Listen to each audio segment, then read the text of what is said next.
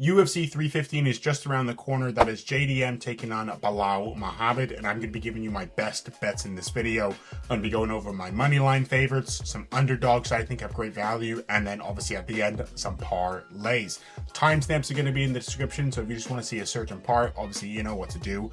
And yeah, let's just not waste any time. Let's just get right into it. Kicking us off for the money line favorites, we have Marc-Andre Barriault. I think he's great value at the -150 range. Obviously, yes, he does have a chin issue, and obviously if you pressure him, he can be, you know, a little bit soft. But that being said, Bruno Silva just isn't that guy anymore. He doesn't have that willpower. He doesn't have that dominance with inside the cage.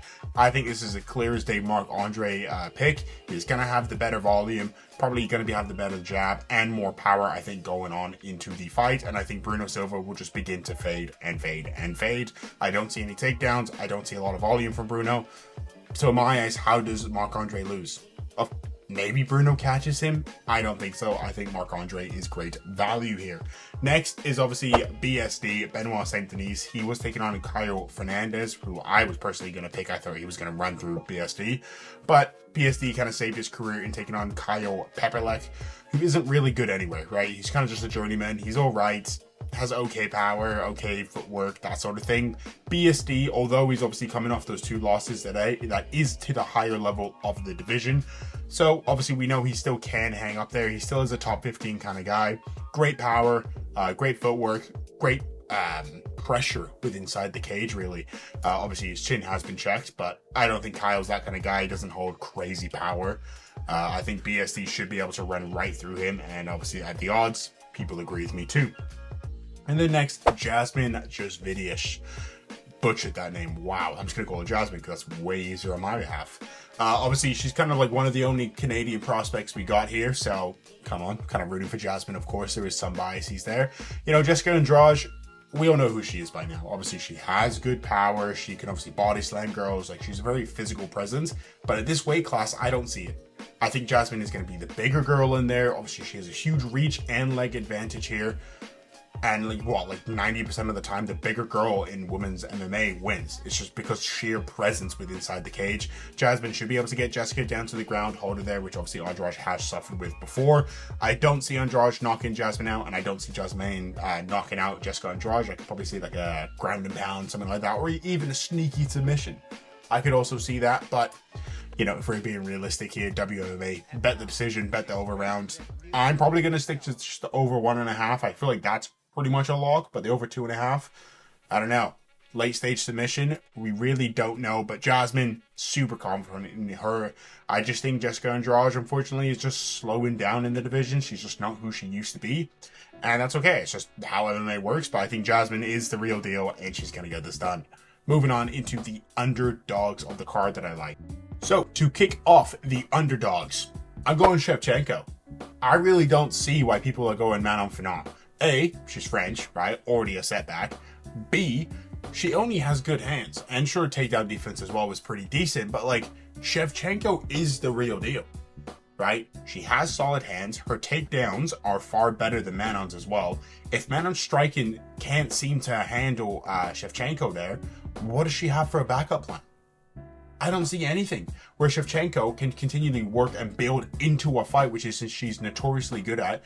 She obviously takes the first round, takes the second round, understands what the opponent is, understands the distance, all that kind of stuff. She builds into the fight and gets better and better and better, finds the takedowns, find the control time, clinch work, decent footwork. It's just, I don't know. In my head, Shevchenko is the real deal. The only concern is obviously she's aging.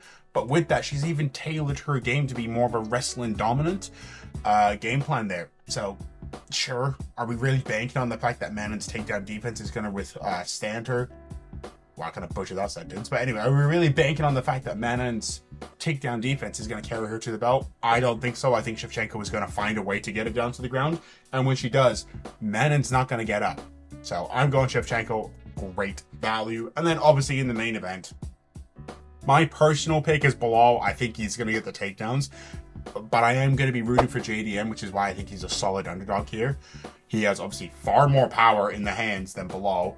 Great footwork, very technical striker as well. And even when he does get taken down, the main difference between obviously the Leon fight and obviously JDM here is when Belal took down Leon, Leon didn't bother to move, right? He kind of just accepted the position, didn't really try to explode out of these positions. This is where I think JDM is going to have success. When there is a dull moment when Belal's not squeezing his tight on the fucking neck or even just holding him on the back, that sort of thing, JDM will explode, as we saw in that JDM, in the Gilbert Burns fight.